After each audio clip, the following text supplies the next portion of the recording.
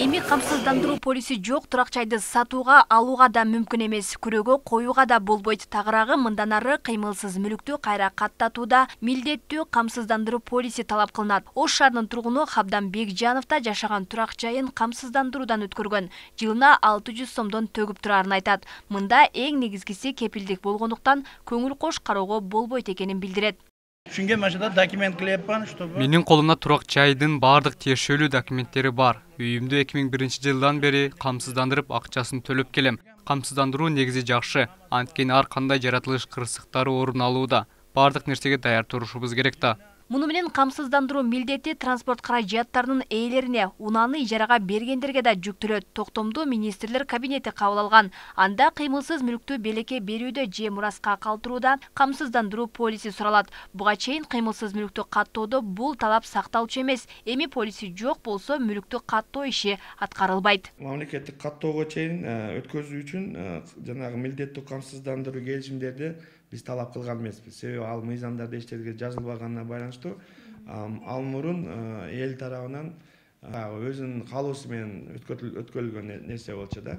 Азыркы учурда ал милдеттүү түрдө болгонуна байланыштуу мен ойлойм бул азыр ошол эл үчүн эле эң ыңгайлуу жол болуп атат. Мамлекеттик каттоодон өткөзүү үчүн кыймылсыз мүлккө болгон укук аныктоочу документтер бул жергиликтүү атайын ыйгарым укуктуу органдын токтомдору, соттун чечими, сатып алып сатуу келишимдери жана башка укукту аныктоочу документтер болуп эсептелет. Турак жайды өрттөн жана табигый кырсыктардан милдеттүү камсыздандыруу мыйзамда каралган. Бирок аны аткарбай койгондор үчүн жоопкерчилик жок. Ал себептүү жарандар өздөрү камсыздандырууга кызыктар эмес. Бирок өлкөдө орун алган акыркы сел кесепеттеринен кийин турак жайын камсыздандыргандардын саны арткан.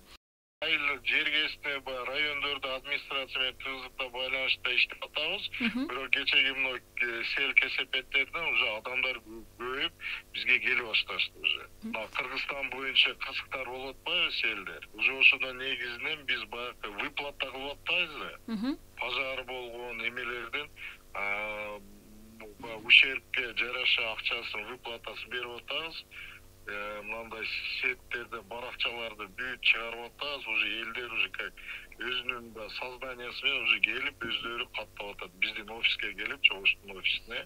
Учурда аймактарда турак жайларды камсыздандыруу жылына 600 сом, шаарларда 1200 сом. Ал эми авариялык абалдагы техникалык талаптарды бузуу менен курулган камакта турган турак жай камсыздандырылбайт. Ошол эле учурда камсыздандырылган деп шалакылыкка да жол берүүгө болбойт. Бул жагдайда зыяндын орду төлөнүп берилбейт.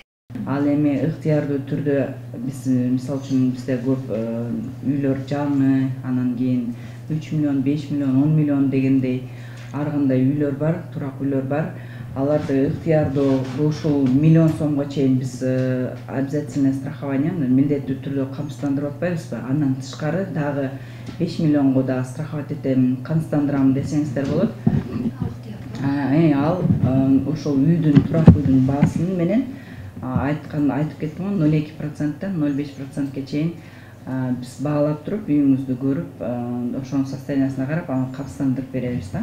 Ош облусунда былтыркы жылы табигый кырсыктан жана өрттөн жапа чеккен 30 жаранга кенемте төлөнүп берилген. Күтүүсүз кырсык болсо аймактарда 500 000 сомго чейин, шаарда 1 миллион сом камсыздандыруу төлөмү берилет. Өлкөдө 7,5 миллиондон ашуун турак жай бар. Бийлик анын жок дегенде 60%-ын камсыздандырууну максат кылууда. Алмагүл Эрке Байгызы, Адилбек Абдакимов, Ош ТВ.